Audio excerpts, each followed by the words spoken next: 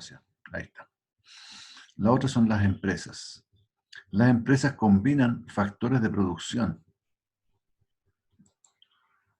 Aquí hay una palabra clave que son los factores de producción. Vamos a definir los factores de producción, todo lo que nos sirve a nosotros para poder realizar o llevar a cabo la fabricación de algún bien. ¿Ya? Yo los voy a definir ahora que son trabajo, capital, tecnología. ¿Ya?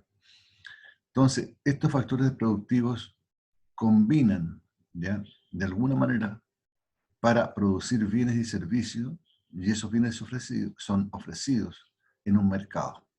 Fíjense que cómo se traspasa lo que fabrican las empresas no es en forma directa, ¿ya?, sino que lo hacen mediante transacciones con respecto a las familias en el mercado.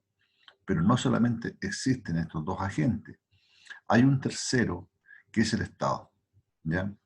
El Estado tiene por misión maximizar el bienestar económico de la sociedad. Ese es el rol del Estado, ¿ya? Entonces, ¿y cómo lo hace? Buscando la mejor regulación en el mercado. Por otro lado, el Estado recauda impuestos. Y esos impuestos le sirven para poder pagar y subvencionar todo el gasto económico que tiene el fisco, ¿vale? Y al mismo tiempo que paga, no sé, pues, la educación, la salud, defensa, etcétera, el Estado también realiza transferencias que van directamente a las familias acá, que se llaman subsidios. También hay otros tipos de transferencias como son los montepíos, como son los bonos, ¿ya?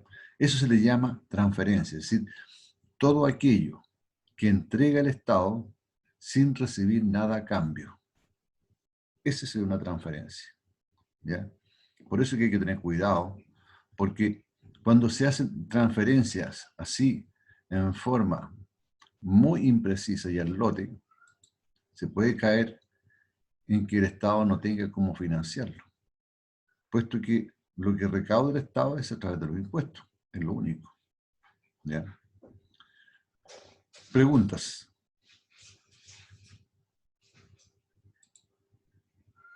¿No?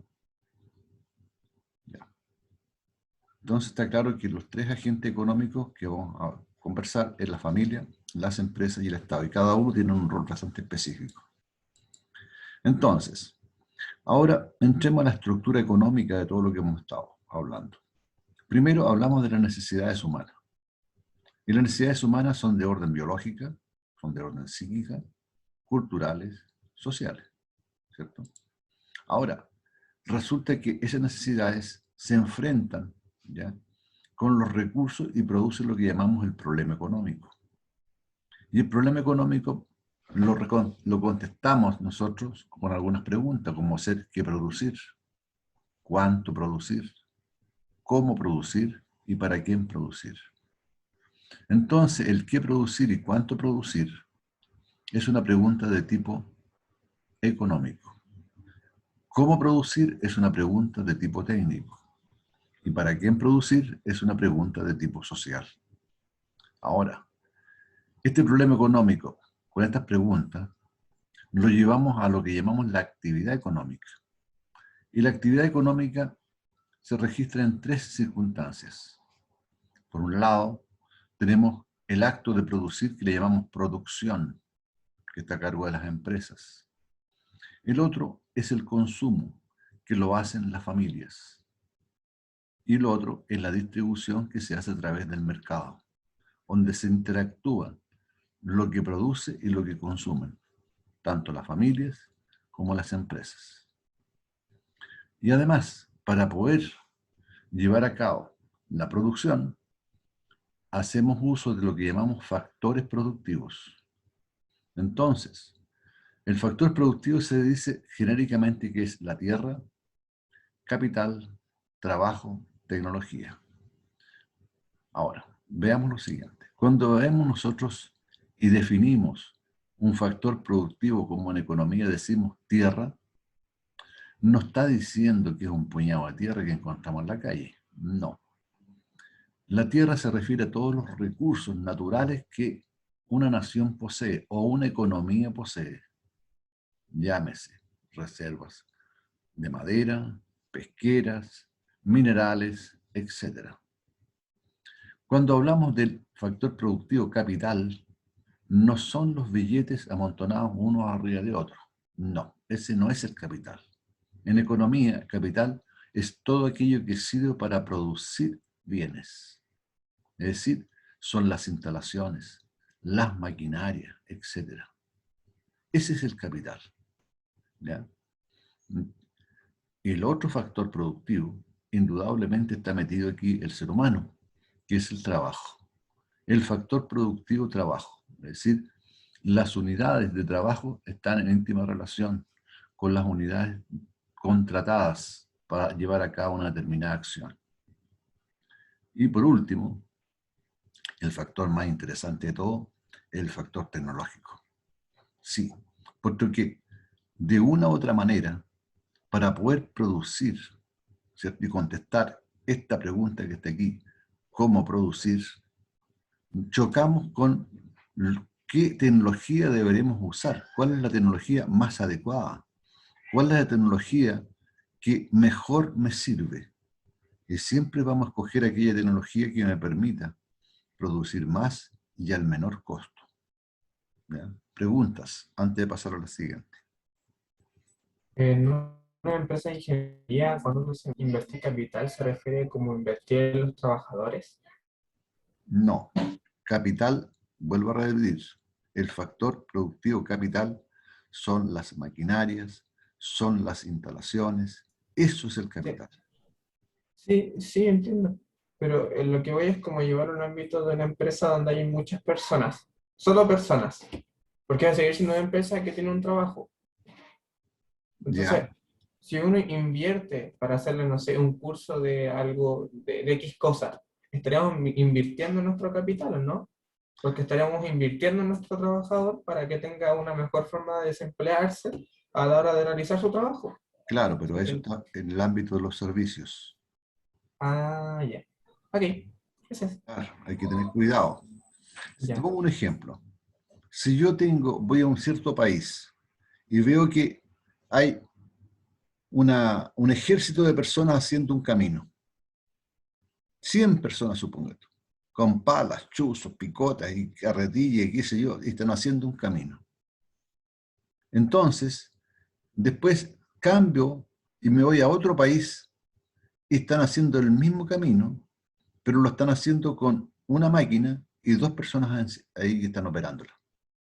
¿Cuál es la diferencia? Tecnología.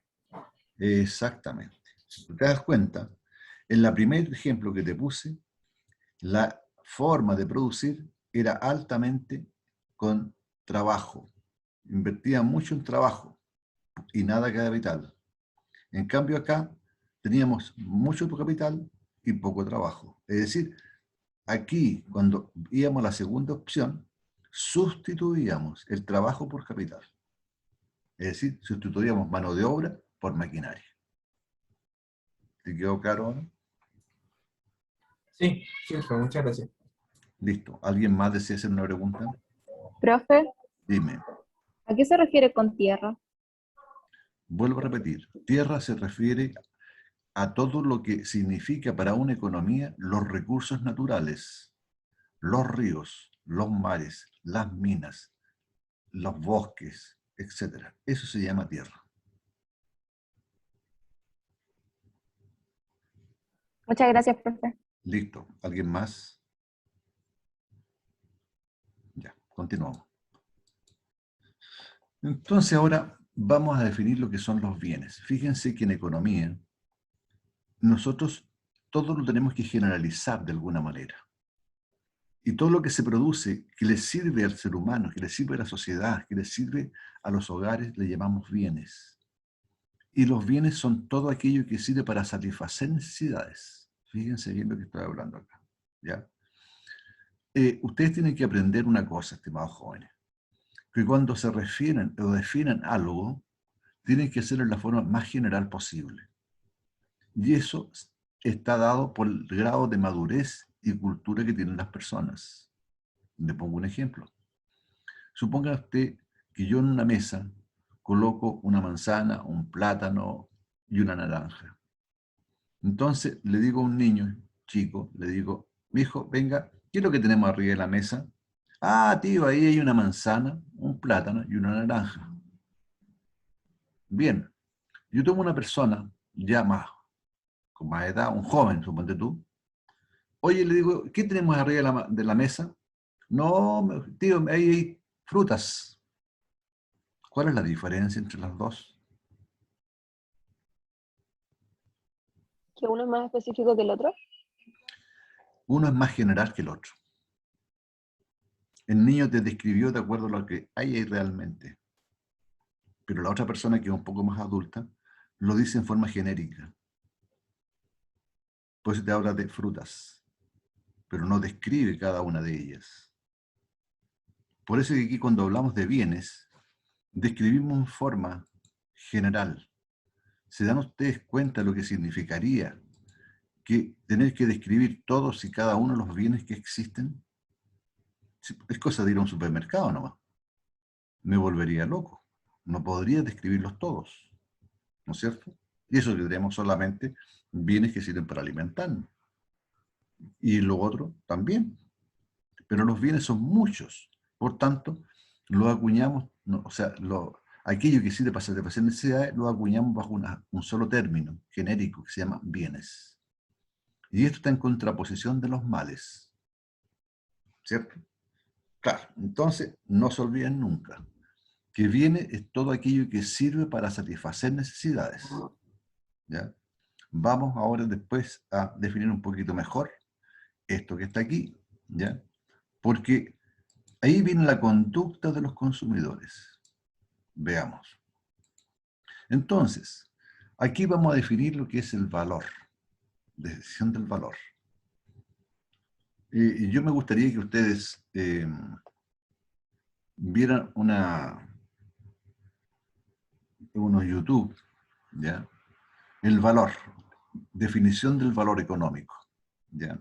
¿Por qué algo cuesta más que otro? ¿Ya?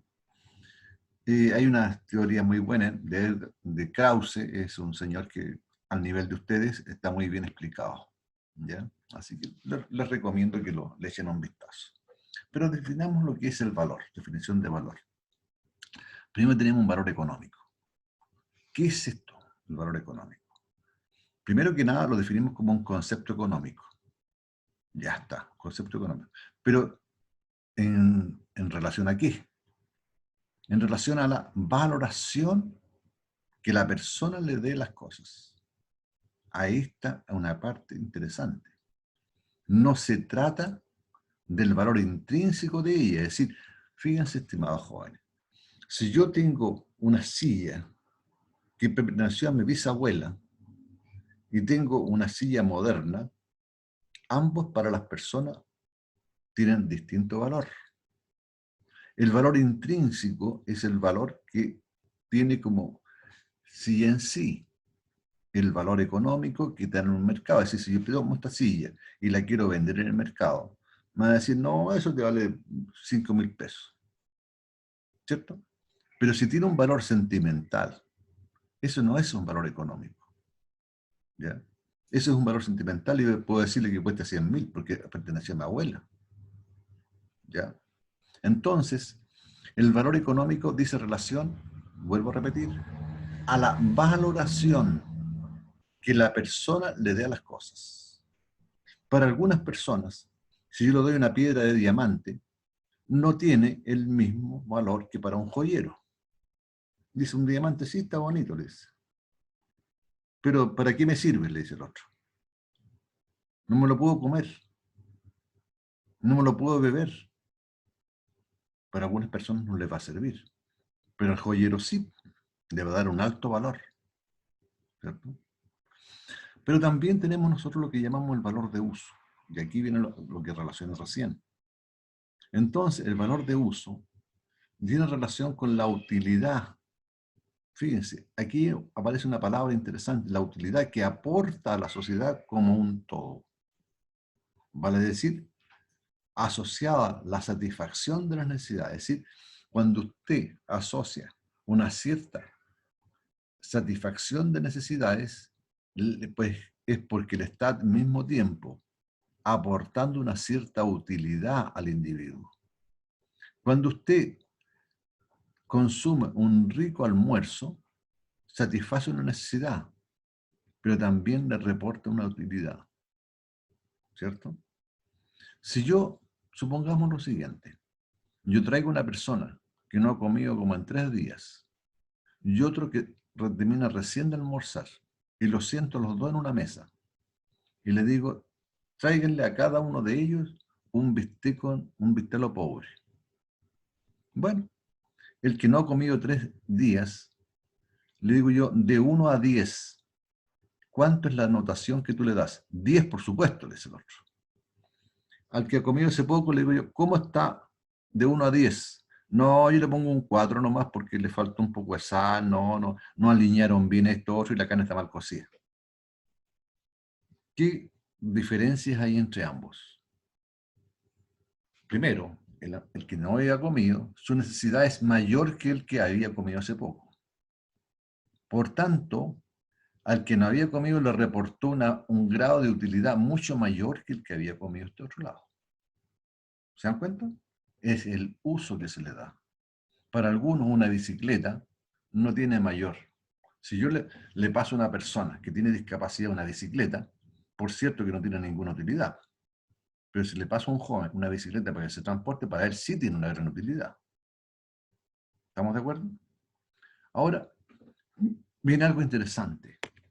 No solamente el valor económico, sino también el valor de uso, sino que también el valor de cambio o precio. Ah, qué interesante. O sea que aquí viene algo interesante que tiene relación con la escasez relativa. Escasez relativa de un bien o recurso. Y eso va a determinar lo que llamamos un valor de cambio. Ese valor de cambio se le llama precio. ¿Ya? Cuando intercambio una radio en una casa comercial por un dinero que yo tengo, ahí estamos intercambiando un determinado valor, ¿cierto? ¿Y por qué estoy pagando? Porque la radio no la encuentro en la calle, ni en el basurero, ni ando chuteando por la calle, sino que es un bien que de algún modo debo comprarlo porque representa alguna escasez, ¿cierto? Y está atado por la producción de ello. Es el valor del bien o recurso expresado en términos de otro bien o recurso. Es decir, el bien que estoy comprando, la radio, lo expreso en términos términos monetarios. Entonces, se puede concluir que a mayor escasez relativa de un bien o recurso, mayor será su precio en comparación con otros bienes o recursos. ¿Por qué a veces ya el dólar sube y el dólar baja? ¿Por qué a veces el petróleo sube y el petróleo baja? ¿Por qué el cobre sube y el cobre baja? ¿A qué se debe? Es porque en el mundo... A su escasez, ¿o no? Exacto, está todo relacionado con la escasez o la abundancia. Cuando los bienes son abundantes, indudablemente el precio tiende a disminuir porque el grado de escasez es menor. Pero el precio tiende a subir cuando el grado de escasez aumenta. ¿Cierto? Por eso es que hay un valor de cambio. Así de simple. ¿Ya? Ojo con este concepto. Profe, Dime. ¿las permutaciones caerían dentro de del valor de cambio? Sí, sí, pero hay un problema con las permutaciones, o sea, con lo que tú dices, no usar dinero, sino que el trueque, ¿ya? El problema está en el valor que cada persona le puede dar intrínseca, no intrínsecamente, sino que sentimentalmente, y no va por el valor intrínseco. Es decir, yo puedo cambiar, no sé, por un kilo de papa por un kilo de arroz, pero todo depende de la circunstancia en que me encuentre. El valor que yo le dé a cada uno de ellos, la importancia que le dé a cada uno de ellos. ¿Cierto? Claro, para algunos va a valer más, otros va a valer menos. Entonces, ¿qué regula aquello? un bien, un concepto común que se llama el dinero. El dinero es un elemento referente a todas las cosas. Le pongo un ejemplo. Mire qué interesante esto. Cuando yo le digo x más 2y. ¿Ustedes en álgebra me pueden decir cuánto vale eso?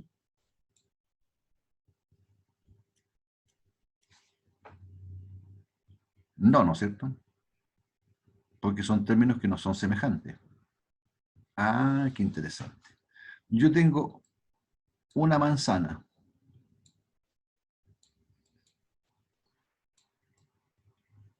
¿Ya?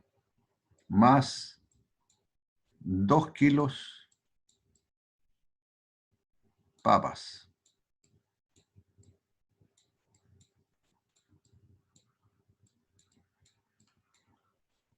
¿Me pueden decir cuánto es eso? No, pues me dicen aquí una manzana más 2 kilos de papas, no hay más. Es lo mismo que estoy escribiendo aquí arriba. Ah, pero si yo le digo, una manzana cuesta, pongámosle, 100 pesos,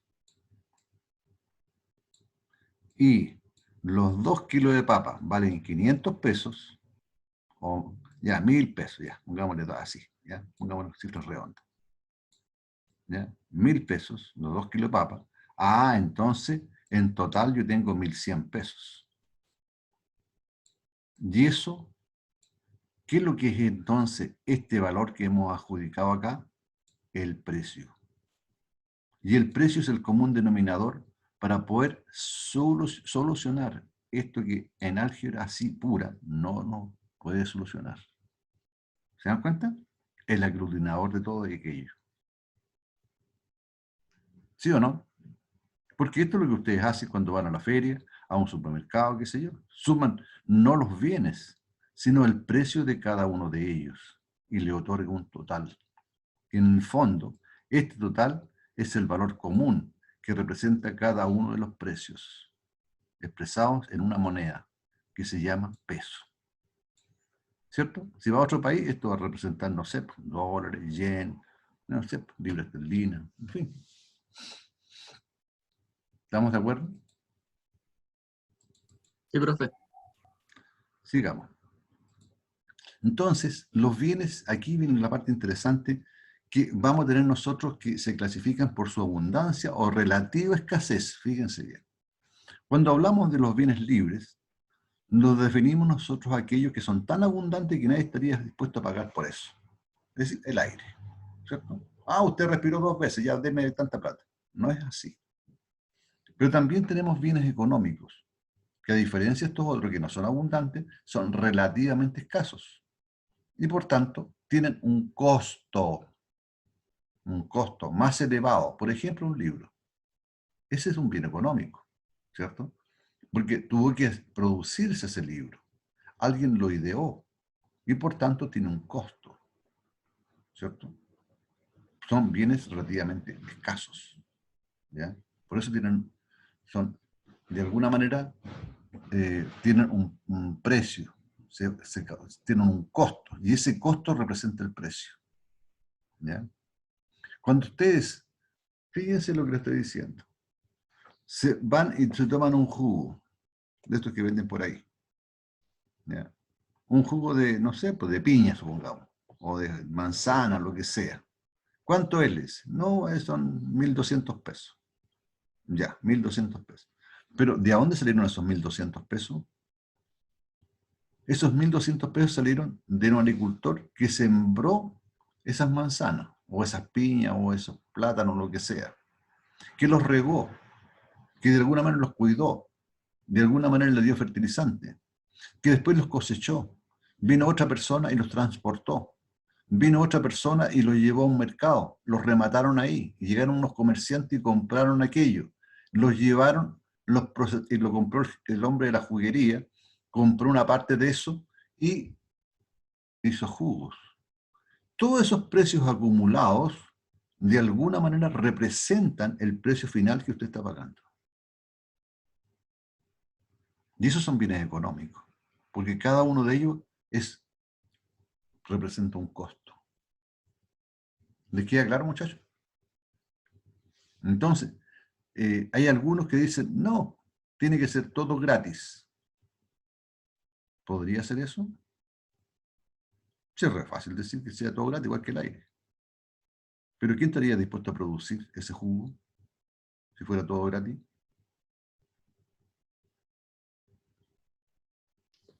Profe, ¿Mm? ¿y cómo se determina si un bien es abundante o no? Por ejemplo, el agua. El agua. Lo que pasa es que el agua, si yo voy a la época de la colonia, la población se alimentaba del agua del Mapocho. Pero todas las aguas del mundo están hoy en día contaminadas. Por lo tanto, el agua para poder extraerla y dársela no es cosa de que yo vaya al Mapocho y me tome no sé, para un jugo con esa agüita que hay ahí, ¿cierto? Me da no sé, voy al hospital de inmediato. Entonces, esa agua hay que procesarla. Estamos fritos, hay que procesarla. Hoy en día hay que procesar el agua, ¿ya? Y ese tiene un costo, el procesamiento del agua. Y por tanto, deja de ser abundante. ¿Por qué? Se vuelve relativamente escasa. Porque es escasa porque tendríamos nosotros que ir a buscar a la fuente misma del agua que está en la cordillera. ¿Alguien de ustedes estaría dispuesto a caminar todos los días para ir a buscar, no sé, un bidón de agua? No. Por eso se torna relativamente escaso. ¿Te queda claro? Sí, profe, muchas gracias. Ya, sigamos. Entonces, por su posesión, no significa que el demonio aquí los tiene poseídos, no. Por su posesión, es decir, quién lo posee, quién es el dueño. Hablamos de los bienes que son privados. Privado significa que su uso se restringe a su dueño productor. Hablamos de bienes públicos. Son aquellos que se pueden consumir en forma simultáneamente por todos, aún sin pagar por el bien, y nadie puede ser excluido de su consumo. Este es el caso del alumbrado público, las calles, etc. Esos son bienes públicos, ¿cierto? Pueden ser consumidos simultáneamente, aún sin pagar nada. ¿Ya? También tenemos por su naturaleza, son bienes tangibles, es decir, bienes que constituyen objetos materiales, como un disco compacto o un cuaderno. Pero también hay bienes intangibles. Se refieren a los servicios que utilizamos, pero no se pueden percibir. Es decir, la clase de economía que le estoy dando a ustedes hoy día. Ese es un bien intangible. Es un servicio. ¿Ya? Hay, como dice, una consulta médica o una clase de economía. Por su grado de elaboración.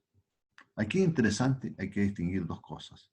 Los bienes terminados son los que llegaban a la fase final de producción para ser consumidos. Por ejemplo, un automóvil. Todas las partes y piezas de un automóvil serían bienes no terminados, porque yo puedo tomar una rueda de un vehículo, pero ¿de qué me sirve la rueda? Yo no puedo subirme arriba y ir pedaleando, ¿cómo se llama? Corriendo encima de la rueda para que se mueva y... No, ¿no es cierto? El bien que sirve final es el automóvil. La rueda es una parte. Y ese es un bien no terminado. Entonces, bienes terminados son los que necesitan otra etapa de producción para estar concluido. Por ejemplo, producir las mangas de una camisa. ¿No es cierto? Ese es un bien intermedio. Necesitan la última etapa para incorporarlo en el bien final. Eso es lo que estamos hablando. ¿Ya? Bienes terminados son los bienes finales. Bienes no terminados son los bienes intermedios. ¿Intermedio por qué? Porque necesitan otra etapa para llegar a ser un bien final. ¿Ya? Por su destino, no es que le saquen la suerte aquí. Podemos decir nosotros que hay bienes de consumo. Es decir, aquí se define como bienes finales. Fíjense, bienes de consumo son bienes finales, destinados a un comprador y presentes en el mercado. Si yo voy a un supermercado y saco de la estantería una botella de aceite, ese es un bien final, ¿cierto? Está listo para el consumo.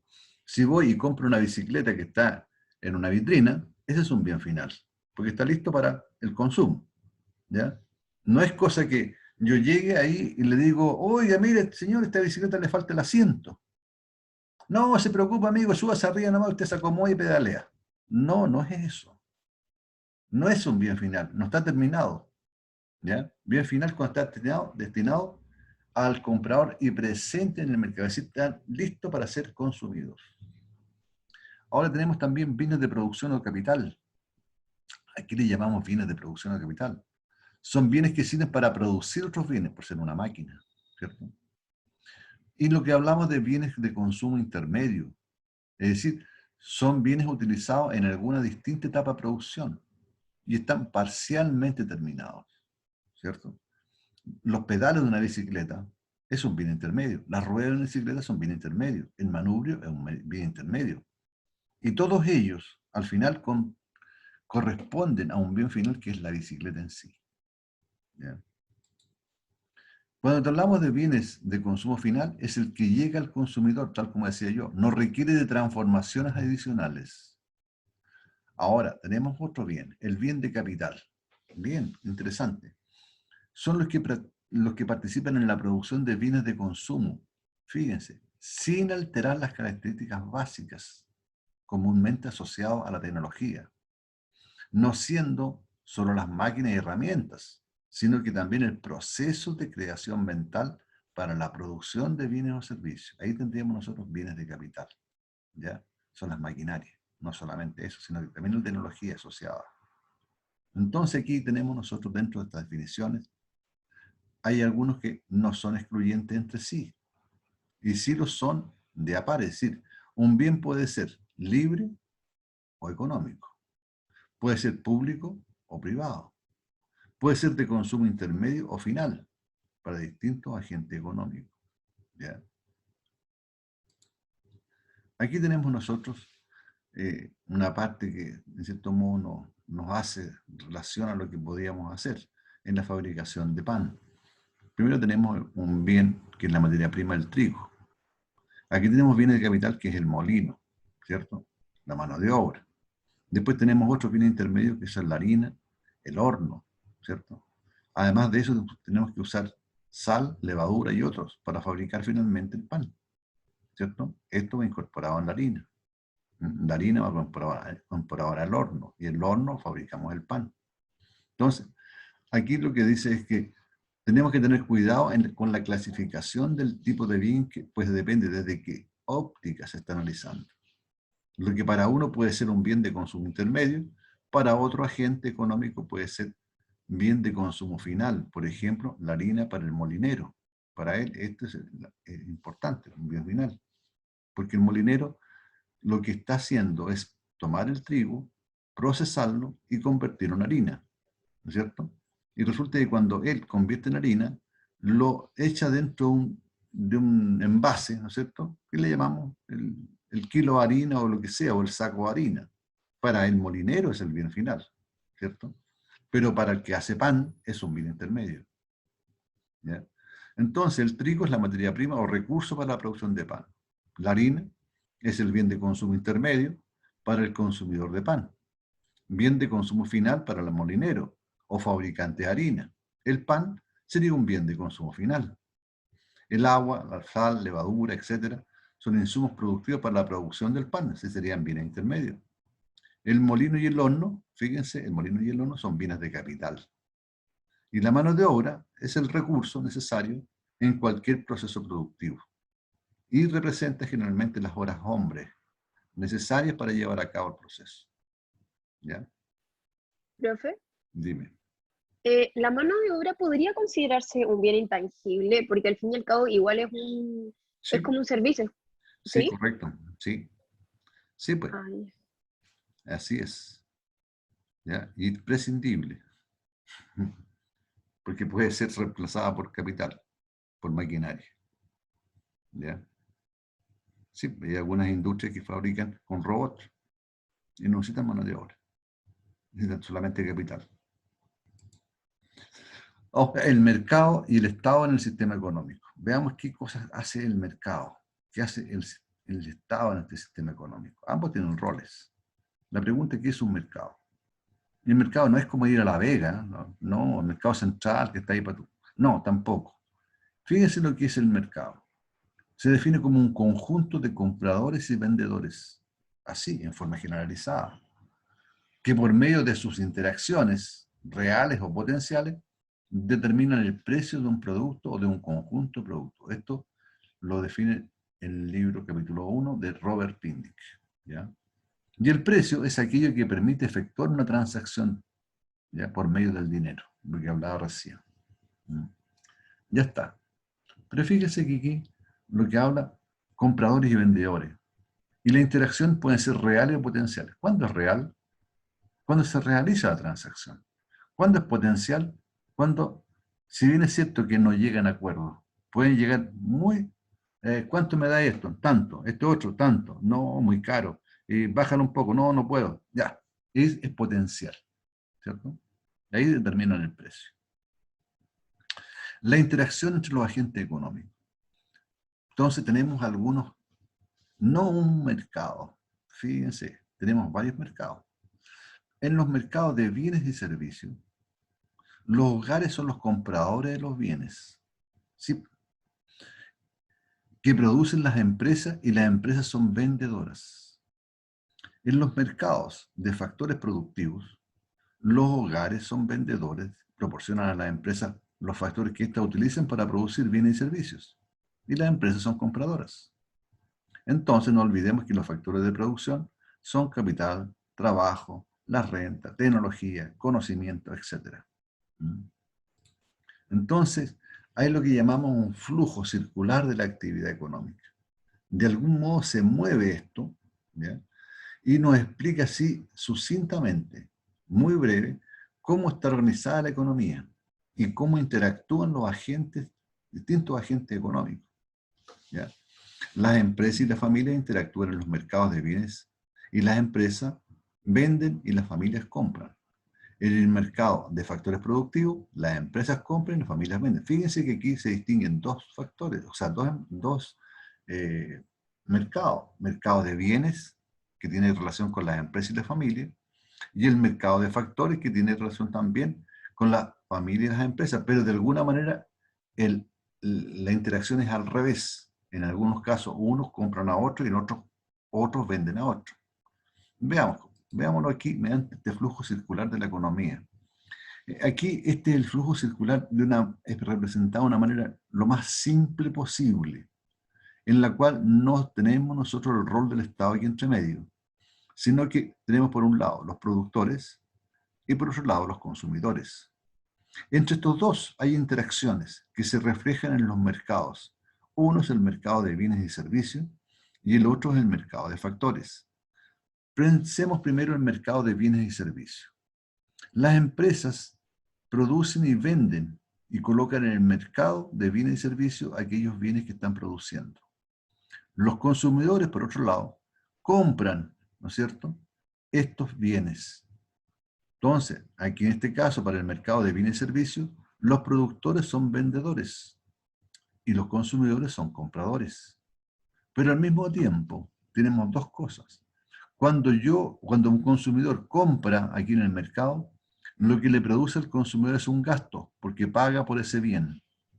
Pero resulta que al productor le significa un ingreso monetario.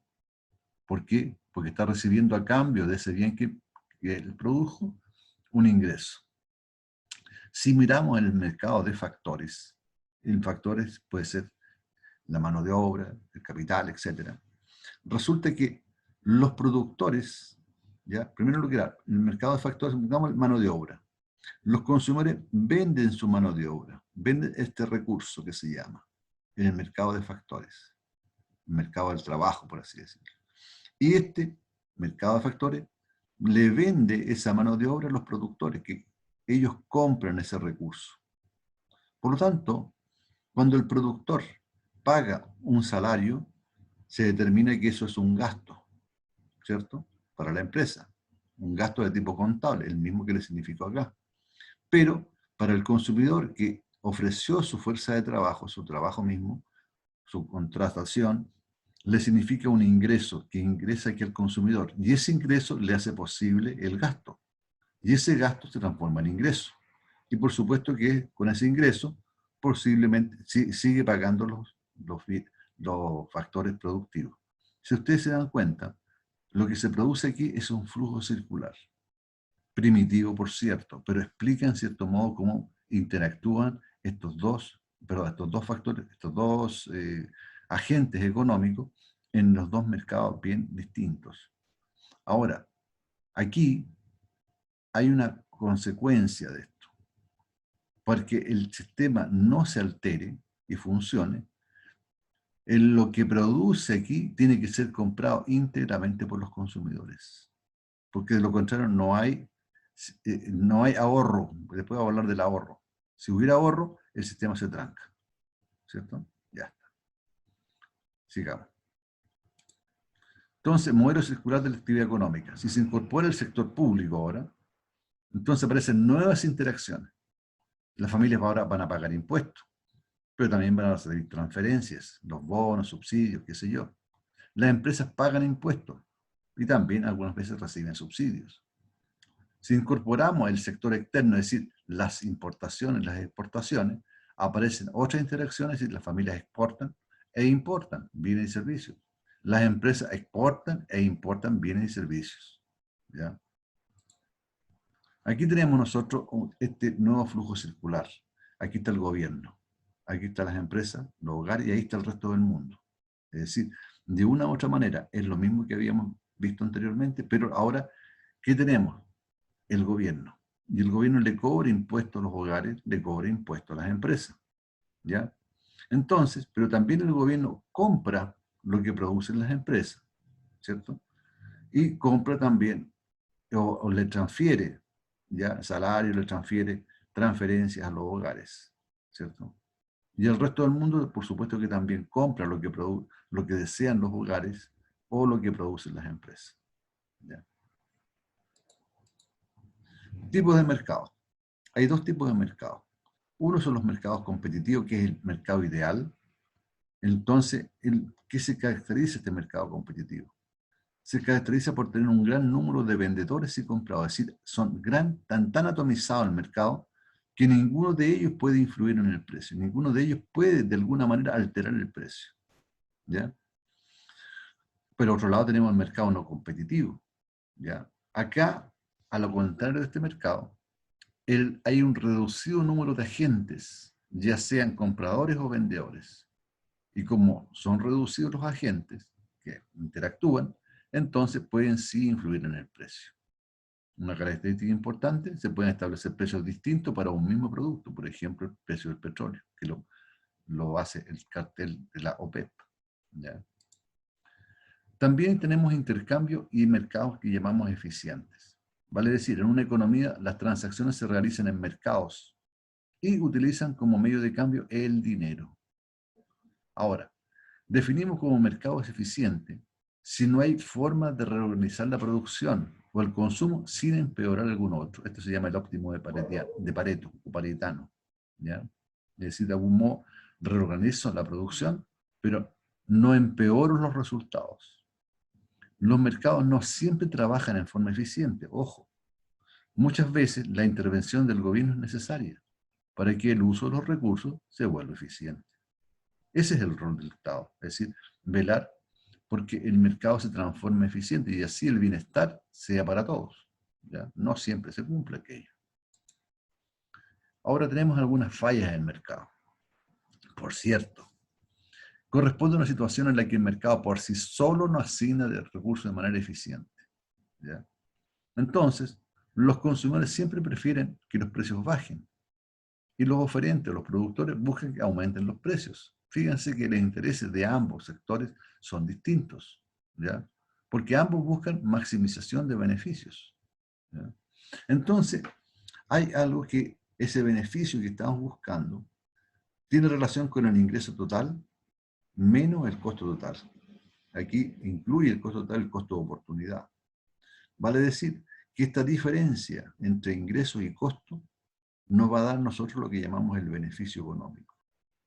Mientras menor sea el costo, por cierto, mayor ingreso tenemos, mayor beneficio existe. ¿Ya? La pregunta es, ¿regula el Estado un mercado ineficiente? Los estados, por lo general, cuentan con las llamadas leyes para regular los monopolios, y lo hacen con leyes antimonopolio, y también leyes que protegen el ambiente. Por eso es que el Estado, su rol es regular esto. También el Estado puede desalentar la producción de algunos bienes o servicios mediante gravámenes o impuestos especiales, por ser el impuesto al cigarrillo, al alcohol, etc. ¿Ya? Pensando que mientras más impuestos paguen, menos fumadores van a haber. ¿Ya? Alientan la producción de algunos bienes o servicios mediante transferencias, subsidios, ¿cierto? Claro, el Estado necesita que haya más casas sociales. Ya, muy bien. Entonces, hace transferencias o subsidios habitacionales, ¿cierto? Aumenta, en cierto modo, la compra. El Estado proporciona directamente algunos bienes y servicios. Claro, exactamente. ¿Ya? Las dimensiones de un mercado. También podemos ver qué porte del mercado. Tenemos que mirarlo desde un punto de vista geográfico. Tenemos que mirar desde un punto de vista de la variedad de productos. Desde un punto de vista de la variedad de... Esto es lo mismo, la variedad de productos. ¿Ya? Entonces, pero aquí debería ser desde el punto de vista de la variedad de personas. ¿Ya? Porque la dimensión de un mercado también está por el grado de personas. ¿Ya? El mercado aumenta o disminuye de acuerdo a las personas. Tenemos el método científico y la lógica económica. Aquí es una parte interesante. Nosotros siempre hemos hablado, y vimos en la clase pasada, de que cuando hablamos de cierta teoría económica, tenemos que sujetarnos nosotros a unos ciertos supuestos. ¿Ya? ¿Por qué los supuestos? Porque de alguna manera simplifican la explicación. Cuando yo veo un mapa caminero, yo veo líneas, ¿cierto? Líneas para allá, para acá. No veo casas, no veo árboles, no veo las personas. Entonces, pero que sí, lo puedo interpretar, porque me simplifica, ¿ya?, lo que estoy viendo ahí. Entonces, el complejo mundo se simplifica mediante ciertos supuestos. Ejemplo, agentes económicos son racionales. Ahí tenemos un ejemplo. Ese es un supuesto. Un supuesto que los agentes económicos son racionales porque pueden escoger, ¿cierto? Pueden tomar decisiones. Teoría y modelos. Teoría se desarrolla para explicar los fenómenos observados. Y los modelos son representaciones matemáticas de una teoría. Y nos sirve también para hacer predicciones. Entonces tenemos un esquema para análisis del modelo económico. Primero, tenemos un diseño experimental. Lo llevamos a la experimentación. Esa experimentación en economía lo hacemos a través de observaciones. Esas observaciones las llevamos a interpretaciones estadísticas. Entonces, estas interpretaciones estadísticas que se dedican en economía, lo llamamos econometría, las llevamos a conclusiones en el mundo real, ¿cierto? Entonces, estas conclusiones las confrontamos con interpretaciones teóricas. Pero esas interpretaciones teóricas, que son la economía misma, la tiene que tener en base a unas conclusiones lógicas, que tienen que incorporarse acá, ¿cierto? Ahora, estas conclusiones que hemos encontrado, de algún modo, tenemos que llevarlas y validarlas, pero validarlas con respecto al mundo real. Entonces, en ese mundo real hacemos algunas abstracciones teóricas y lo llevamos al modelo lógico. Ese modelo lógico, de alguna manera lo argumentamos mediante la deducción y lo llevamos a conclusiones lógicas que le llevamos a interpretación y llevamos a una teoría económica. ¿Ya? Pero aquí, para estudiar los problemas económicos se requieren métodos de trabajo con el fin de obtener conclusiones. Primero, etapa es la observación, compilación de las observaciones, clasificación de la información. En la segunda etapa, tiene que establecer mecanismos de causa-efecto, es decir, tratar de determinar qué es lo que causa qué. ¿Ya? Entonces aquí se deducen los elementos principales del problema de estudio. Ejemplo, por ser el elemento clave de la determinación del monto de consumo de una familia. Será el ingreso de esta. Después tenemos la tercera etapa, que es primero un aspecto deductivo, porque se deben establecer lógicamente el tipo de consecuencias de un fenómeno determinado. Entonces la economía no puede experimentar, ¿cierto? Como lo dije una vez, que no puedo sacar gente para llevarla a un determinado lugar para hacer experimentos con ellos. Por lo tanto, ha de regularse con una visión clara de los hechos. ¿Ya? Se debe guiar. Entonces aquí tenemos un aspecto inductivo, es decir, establecidas las consecuencias de un fenómeno, ¿ya? Que viene de todo lo anterior, hay que verificar esa aplicabilidad de las proporciones que han surgido del análisis. Entonces, la complejidad de los fenómenos que estudia una ciencia exige llegar a una simplificación. Y tenemos que simplificarlo o analizarlo bajo el papel de los supuestos. En ese caso, ellos contribuyen a simplificación y no a distorsionar la realidad. Entonces, se puede decir que la economía se ocupa de la asignación de los recursos escasos a los diversos fines, de modo de lograr que cada asignación que satisfaga de la mejor manera posible esos fines. Fíjense que aquí no estudia los recursos en sí mismos, es decir, no estudia la composición química de los elementos, tampoco estudia los fines, sino que acepta que persigue la comunidad, lo que persigue la comunidad, es decir, el bienestar. Pero sí se ocupa de los mecanismos que utilizan para asignar los recursos disponibles. ¿Ya? Entonces, cuando hablamos de asignación eficiente, vamos a decir que es aquella que logre satisfacer mejor las necesidades con los recursos disponibles. Entonces, la escasez de los recursos, fíjense, siempre vamos a rebotar en la palabra escasez. Esta va a estar ligada a un determinado conjunto de necesidades insatisfechas. Por tanto, la escasez de recursos es un concepto relativo. Sí, porque a veces la escasez, cuando satisfacemos, ya deja de ser escasez. Necesidades no siempre son las mismas, sino que cambian, producto de la evolución de las personas, la sociedad en el tiempo, ya sea con la educación, con el dinero, el nivel de riqueza, edad, otros. Entonces las necesidades pueden ser ordenadas. Ah, qué bien, lo interesante aquí. Es decir, las necesidades de alguna manera los podemos ordenar y darle una complejidad o una existencia de orden jerárquico. ¿Ya? Y eso lo establecen ¿quiénes? Las personas. Los organismos, los agentes económicos. Entonces, resumiendo, la economía es la ciencia que se ocupa de la forma en que los individuos asignan recursos escasos a la satisfacción de necesidades múltiples, variables y jerarquizables, que es la misma que, en cierto modo, habíamos nosotros visto anteriormente. ¿Bien? Bien. Entonces aquí tenemos dos casos. Una es llamada economía normativa. La economía normativa, y tenemos otra, la economía positiva. La economía positiva es lo que realmente existe, la que nosotros vemos, ¿ya? Y tiene su explicación en observaciones objetivas, ¿cierto? Científicas.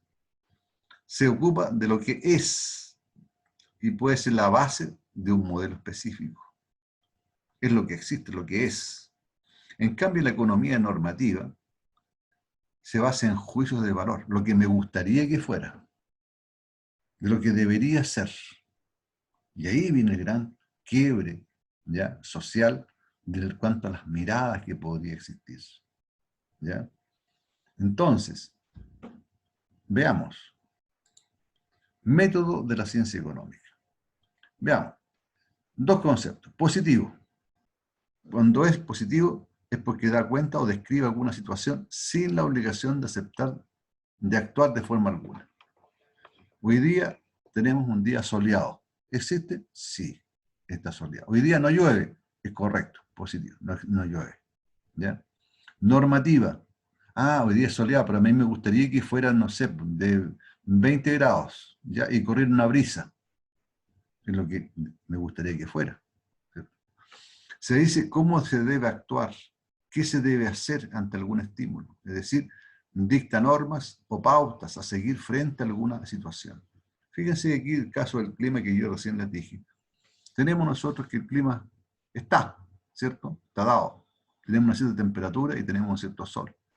Pero si nos pusiéramos todos y cada uno a pensar cómo debería ser, ¿qué ocurriría? ¿Ocurriría alguna modificación? Indudablemente que no. ¿Ya? A veces, ¿ya? Podríamos de alguna manera buscar la forma de que no burláramos, torciéramos aquello. Supongamos que tenemos nosotros viviendo en el trópico, con 40 grados a la sombra.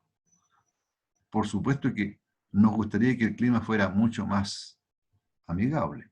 ¿Qué hacemos?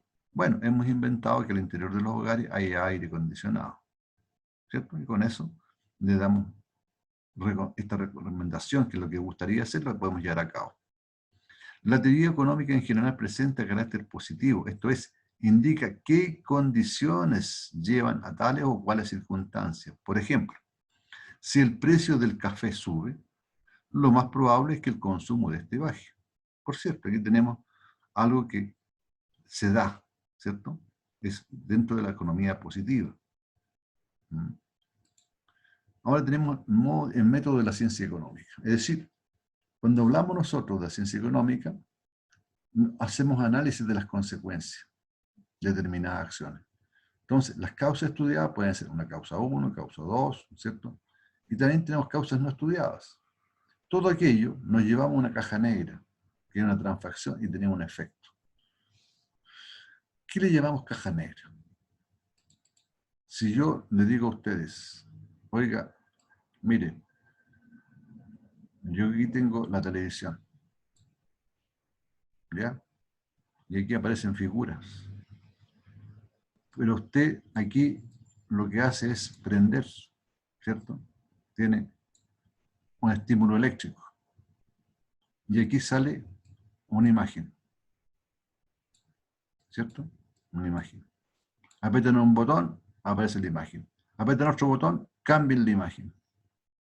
Pero usted, algunos se ha preocupado de ver cómo funciona realmente cada una de las partes que están dentro para que le dé esa imagen y para que cambie la imagen. No. Actúan como una caja negra. Causa, efecto. Causa, efecto. Cuando ustedes pulsan el botón en la casa, ¿cierto? Y se prende la luz, yo estoy seguro que ninguno de ustedes surge un remordimiento de saber por qué se prendió la ampolleta. No. Cuando ustedes usan el control y se prende la radio, ninguno de ustedes tiene un remordimiento o dejan de dormir por no saber cómo funcionó eso interiormente para que les dé música. ¿Cierto? Eso se llama caja negra, ¿ya? Para que ustedes sepan. Entonces, estamos llenos nosotros de cajas negras. De alguna manera tenemos transformación y tenemos efecto. Entonces, de alguna manera, en la teoría económica, va a ser válida independiente de cuál sea el sistema político o la forma de organización de la sociedad. ¿Ya? De una u otra manera. Entonces, aquí viene el gran choque entre la economía positiva y la economía normativa. La pregunta en economía normativa: ¿por qué los médicos ganan más que los conserjes? Indudablemente que si nosotros miramos desde el punto de vista de la economía positiva, esto es real, esto existe. Los médicos ganan más que los conserjes, ¿cierto? También tenemos el libre comercio aumenta o reduce los salarios de la mayoría de las personas. También existe, también se da. ¿Cuál es el efecto de las computadoras sobre la productividad? Por supuesto que es aumentar la productividad. Y eso existe y también se da. Esto cae dentro de la economía positiva. Pero al revés de esto, aquí viene la parte que nos gustaría, ¿cierto? La pregunta es, ¿debe exigirse a las personas pobres que trabajen si van a obtener ayuda del Estado? Es una pregunta, ¿cierto? Un juicio de valor. Otra, ¿debe elevarse el desempleo para asegurar que la inflación no aumente con demasiada rapidez? Esa es otra pregunta también que cae dentro de la economía normativa, ¿cierto? Porque es quizás un deseo, ¿ya? En base a esta economía normativa, es donde surgen recomendaciones muchas veces. Y las políticas económicas en los estados, desgraciadamente, caen aquí, en economía normativa. Puras ideas, pero muchas veces no tienen relación con la economía positiva, ¿ya? Entonces, aquí tenemos dos grandes grupos. Una microeconomía, que es lo que estamos estudiando nosotros, y la macroeconomía, que lo vamos a estudiar más adelante. La microeconomía, su análisis va a estar dado en las pequeñas unidades de decisión, que son los hogares y las empresas, como también los precios. En cambio, la macroeconomía, vamos a buscar nosotros cómo funciona la economía en su conjunto. Y ya no vamos a hablar de precio en la gente, vamos a hablar de crecimiento económico. ¿Qué es la inflación? El tipo de interés, el tipo de cambio, la balanza de pago, etc. Todo esto tiene que ver con la macroeconomía, ¿ya? Entonces, la microeconomía es la parte de la economía que estudia acciones económicas de individuos o grupos bien definidos. La macroeconomía estudio de grandes agregaciones, tales como el empleo total, la renta nacional, crecimiento de los recursos, etc. Aquí se deben considerar que la agregación a la que hace mención es una mera suma de valores individuales. ¿Ya? Entonces hay una dicotomía entre la micro y la macro, que justifica por las diferencias básicas en los objetivos. Entonces, ante la distinción entre microeconomía y macroeconomía, lo que estaba en uso era el análisis de precios para la microeconomía, asociada a la microeconomía, y el análisis de renta referido a la macroeconomía. ¿Ya? Entonces, en macroeconomía los objetivos, ¿cuáles serían? Primero que nada, determinar el nivel de renta nacional. Ya no hablamos del individuo, la renta nacional de una economía completa, de un país. El empleo, ¿cierto? Los recursos, etc. No se puede decir en teorías microeconómicas que se ignoren los conceptos de renta o que las macroeconomías no existan los precios. No, ambos están también incluidos. Sin embargo, en las teorías microeconómicas, la determinación de las rentas de los individuos se ensambla dentro del proceso general de precios, ¿cierto? Los individuos ganan sus rentas vendiendo los factores de producción, es decir, venden su trabajo, ¿ya? Cuyo precio se determina del mismo modo que todos los restantes en un mercado del trabajo. Por otra parte, los precios son importantes en las teorías macroeconómicas, pero se hace caso omiso a los problemas de determinación de precios individuales y sus relaciones si se trabaja con índice agregado de precios determinado por el nivel de gastos. ¿Ya?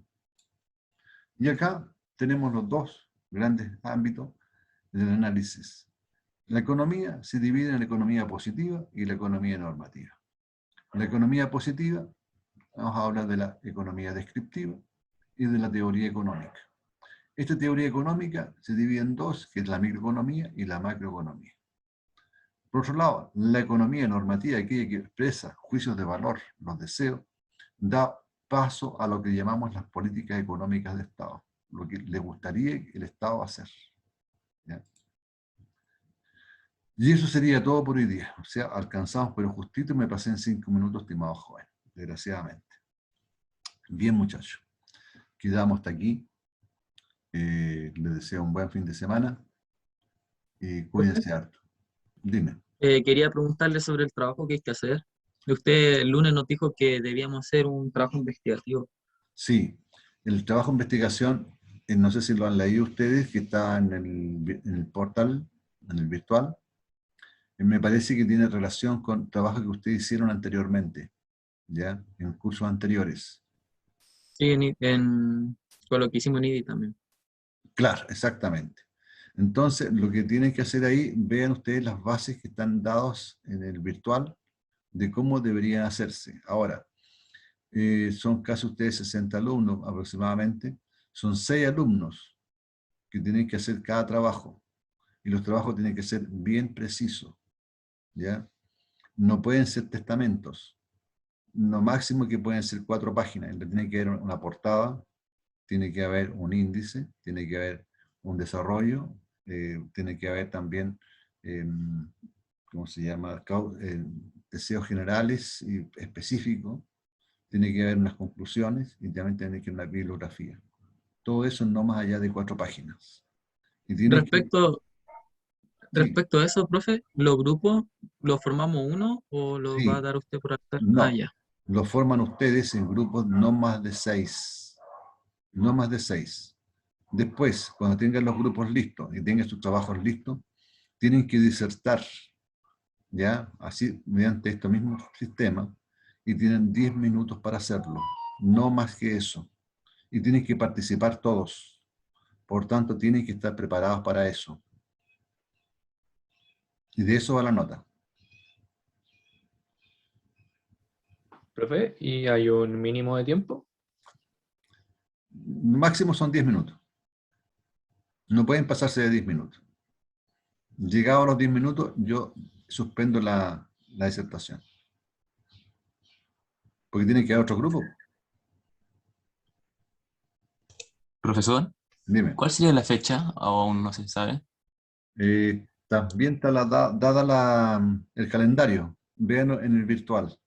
Yo aquí no lo tengo a mano, ¿ya? Pero véanlo en el virtual. Ahí están todas las fechas. Yo voy a buscar ahora lo que mandó el coordinador y si puedo se los envío por correo. Pero está todo en el virtual, muchachos. Échenle un vistazo ahí. Del curso de ustedes. ¿Ya? No sé si han entrado a la página del curso. Está las lecturas, está todo. Ya, muchachos. Quedamos hasta aquí entonces. Nos seguimos viendo el lunes. ¿Ya? Chao, profe. Ok. Chao, profe. Chao, profe, gracias. que esté Ya, bien. profe, muchas Ustedes gracias. también. Adiós. Gracias por ser. Chao, profe. Chao, profe. Chao, profe.